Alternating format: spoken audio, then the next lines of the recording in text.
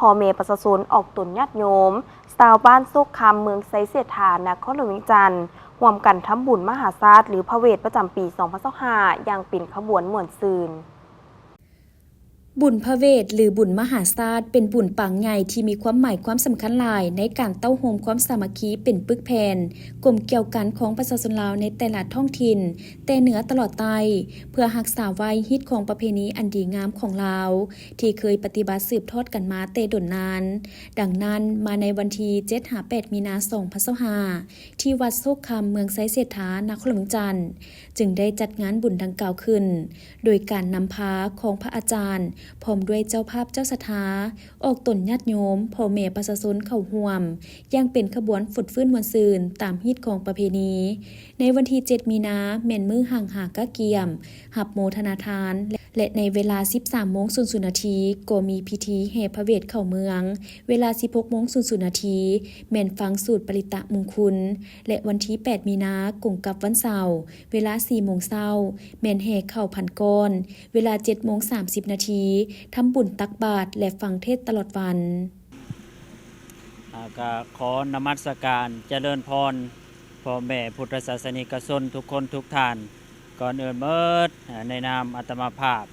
รักษาการเจ้าธิการวัดโศกคำกาปีนี้วัดโศกคำเมืองไซเสถานครหลวงเวียงจันทน์ถือว่าได้มีขบวนฟืดฟื้นในการจัดงานบุญประจำปีเอิ้นว่าเป็นบุญมหาศาสตร์หรือว่าบุญพระเวทประจำปี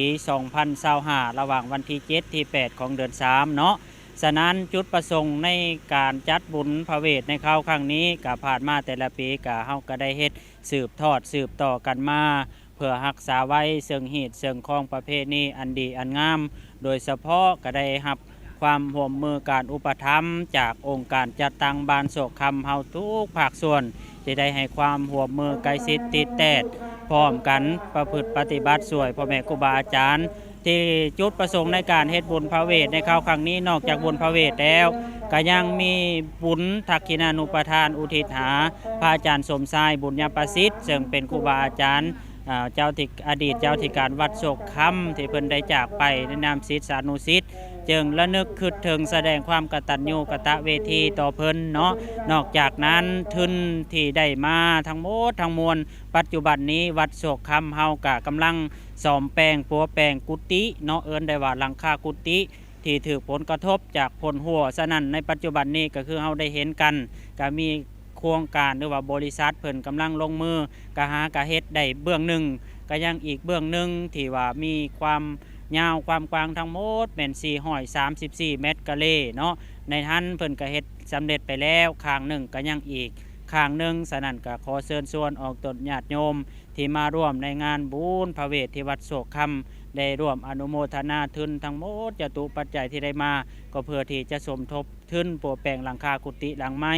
และในท้ายที่สุดนี้อาตมาภาพต่างหน้าคณะสงฆ์การจัดตั้งบ้านโศกคำก็ขอแสดงความหูบุญคุณขอบมกขอบใจเจ้าภาพมูลศรัทธาเจ้าภาพตัวสร้างตัวมาเจ้าภาพบางการเทศวัตถุอุปกรณ์ต่างๆโรงทานทั้งหลายและที่สำคัญที่ขาดบ่ได้ก็ขอบอกขอบใจทางการจัดตั้งเฮาทุกภาคส่วนที่ได้ให้การอุปถัมภ์ในการเบิ่งแยงดูแลพร้อมเพียงเฮงหน้าสมัครสมานสามัคคีในการค้นคว้าสอกทึนหรือว่าในการประพฤติปฏิบัติสวยพ่อแม่ครูบาอาจารย์จัดงานบุญครั้งนี้ขึ้นในท้ายที่สุดนี้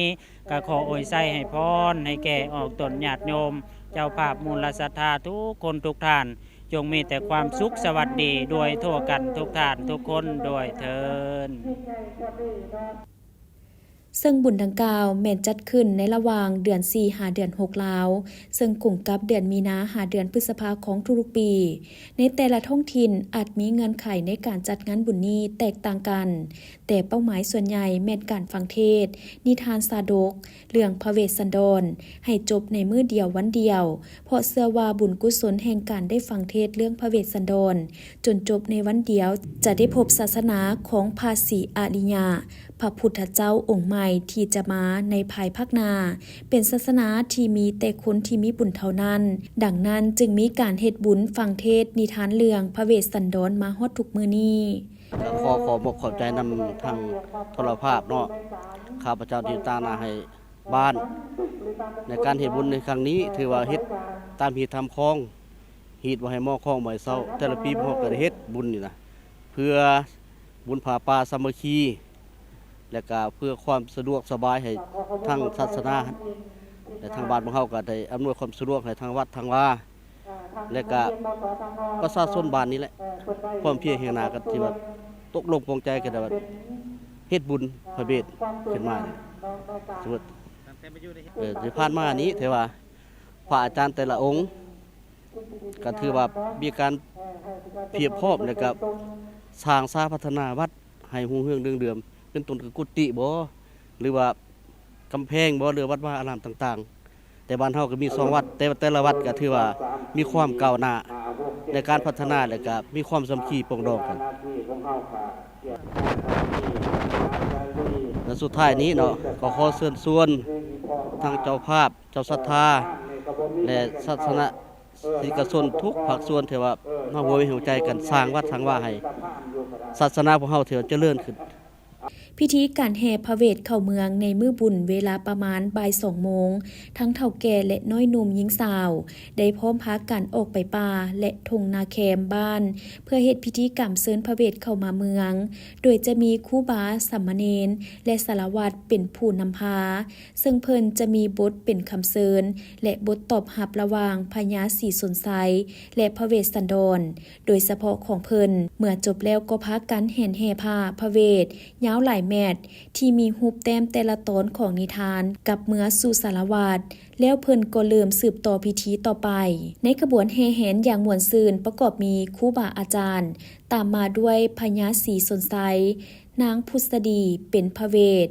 นางมาทีนางกันหาเท่าสาลีสุยสะกะพามตามมาด้วยขบวนฟ้อนและประชาชนแห่แหนแผ่นกังพร้อมทั้งมีโตสร้างโตมาที่เฮ็ดเป็นโค้งหางเฮ็ดด้วยไม้ไผ่หรือเหล็กแล้วเอาผ้าขาวมาคุ้มเป็นหุ่นสร้างมาแล้วแต่งแต้มประดับประดาให้จบงามบางคนก็เอาเงินติดใส่แล้วแต่ศรัทธาพากันยกหรือใส่รถแห่ไปภายในบ้านเพื่อสร้างสีสันแห่งงานบุญมีความคึกคืนม่วนซื่นพร้อมทั้งเป็นการรักษาไว้ฮีตของประเพณีของลาวเฮาบ่ให้สูญหายไปสำหรับยอดสมทบทุนที่ได้จากงานการจัดงานบุญพระเวทในครั้งนี้แม่นจะได้นำไปสร้างสาพัฒนาวัดดังกล่าวโดยเฉพาะแม่นการซ่อมแปลงหลังคากุฏิ